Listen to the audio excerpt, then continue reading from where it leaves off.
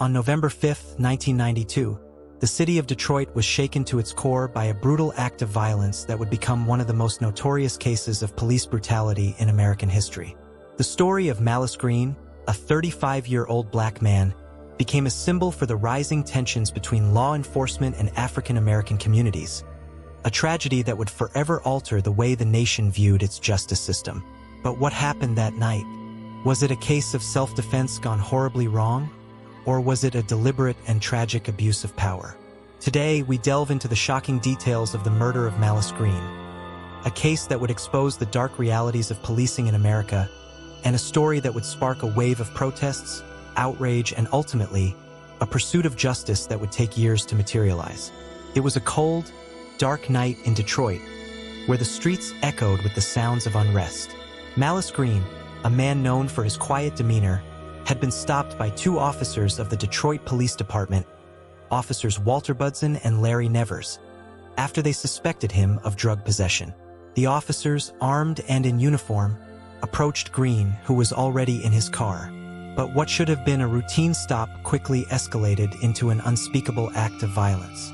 Witnesses reported seeing the officers strike Green repeatedly, and the events that followed would leave the city reeling. Green, despite being handcuffed, was brutally beaten. The officers claimed that Green had resisted arrest, but the question that lingered in the air was whether the level of force used was justified or if the officers had crossed a dangerous line. As the news spread, the details began to unravel. According to the officers' initial reports, Malice Green had allegedly reached for his waistband, leading them to believe he had a weapon.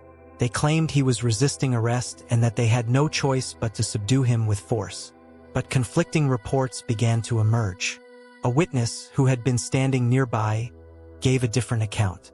The witness stated that Green had not reached for a weapon, nor had he struggled with the officers as they had claimed. Instead, the witness described Green as slumped over, with the officers' fists pounding into his head with reckless abandon. It wasn't long before a devastating truth surfaced. Malice Green had been beaten unconscious and left to die, not as a result of resisting arrest, but because of an excessive and brutal display of force. The autopsy report confirmed the horror of what had transpired. Green died from blunt force trauma to the head, and his body showed signs of multiple injuries, marks from a night that no one could have ever imagined. But the true depth of this tragedy lay in what came next. The night of the beating was only the beginning of the story. The officers, Budzyn and Nevers, would go on to face criminal charges, but their initial defense was startling. They claimed that Green's actions had caused them to act out of fear for their lives, a claim that would be tested in court. Despite the mounting evidence against them, the two officers claimed that their actions were justified, and for months, the case would drag on in the courts. But a major twist was soon uncovered that would shift public opinion and expose a pattern of behavior far darker than anyone had expected. Investigations revealed that both officers had a long history of complaints against them, complaints that had been ignored by the Detroit Police Department for years. Their excessive force and aggressive behavior towards black individuals were well documented, but the department had failed to take appropriate action. The officers' past actions, it seemed, were not isolated incidents, but part of a troubling culture of brutality that had long plagued the city. One of the key pieces of evidence in the trial was the testimony of an eyewitness, who came forward with a disturbing account of the officers' behavior.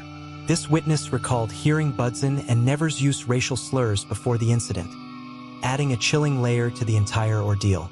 The very officers who had sworn to protect and serve had instead created an environment of fear and intimidation, and their unchecked power had led to the senseless death of an innocent man. When the case finally went to trial, the courtroom was filled with tension.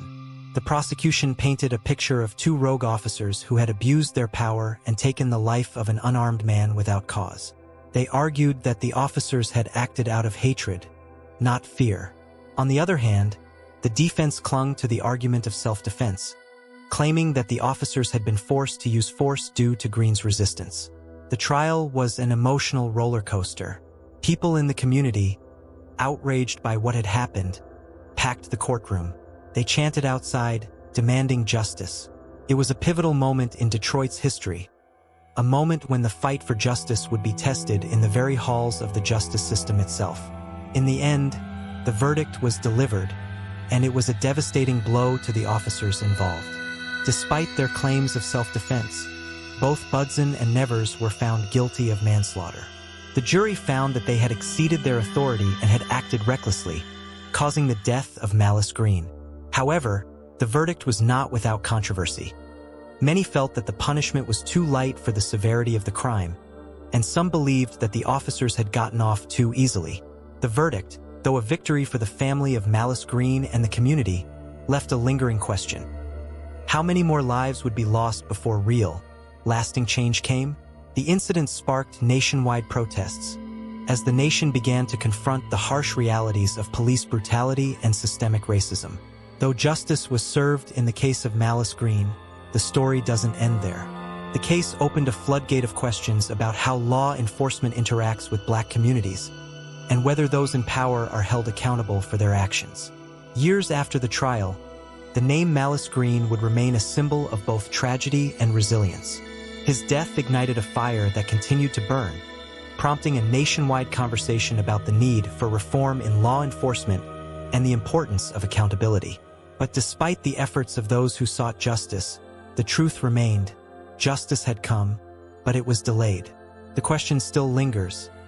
How many more lives would be lost before the system truly changed? Thank you for joining us in tonight's story. If you found this case as haunting and heartbreaking as we did, don't forget to like, subscribe, and share.